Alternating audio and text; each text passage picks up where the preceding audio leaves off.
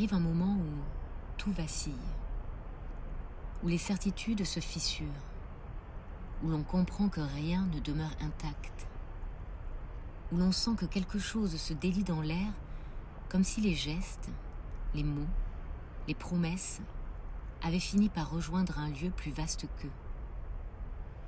Un moment où le silence prend la parole, où les gestes, autrefois familiers, deviennent étrangers, où l'on ne sait plus très bien ce qui s'efface, ce qui persiste, ni ce qui nous traverse encore. Dans cette zone trouble, là où l'amour se retire de la lumière, dans cet intervalle fragile, crépusculaire, entre ce qui s'effondre et ce qui n'a pas encore de forme, une question s'élève, tenace. Quand l'amour s'en va, où va-t-il? Après tout ce qui s'est passé, après les tentatives de donner un sens à ce qui n'en a pas, après les dérives sur les traces de soi, après l'indifférence, la résistance, l'obstination, la privation et l'abandon, après le vertige avant la chute, après l'oubli des morsures, le naufrage du refuge, l'exil de la rancune, où va ce qui a été vécu? Après avoir perdu le sens de notre existence, après la sédimentation, l'infiniment petit, l'effacement, quand l'amour s'en va, où va-t-il?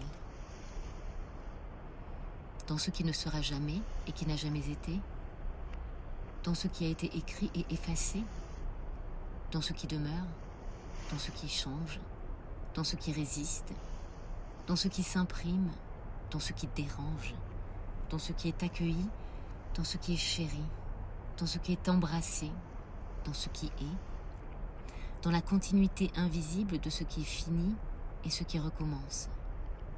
Il se déplace, il change de forme, il s'infiltre, il sème des traces qui glissent sous la peau, il façonne les strates souterraines du passé. Et qu'est-ce qui vient ensuite? La vie après la mort? L'équilibre après la perte? Avancer sur un sentier vierge dans un paysage nu, écouter ses subtilités et son flux, se désynchroniser du monde pour se synchroniser à nouveau, vibrer sur des fréquences inédites, changer de toile de fond et glisser une fois encore vers l'insolite, un pas après l'autre, s'offrir le luxe de l'ivresse sur des chemins inexplorés, chemin perdu, chemin du désir, chemin de bascule, chemin de traverse, chemin des écoliers, chemin de croix, chemin de fuite, chemin creux et chemin blanc. Promesse d'un renouveau, épique et tragique. Le sort est à nouveau jeté, transmutation, audace, vulnérabilité. Des forces discrètes s'approchent, détrônent la poussière, se délier et se reformer, indocile et libre. 1, 2, ou à 3, pourquoi pas? Qui cherche de l'aide finit toujours par la trouver.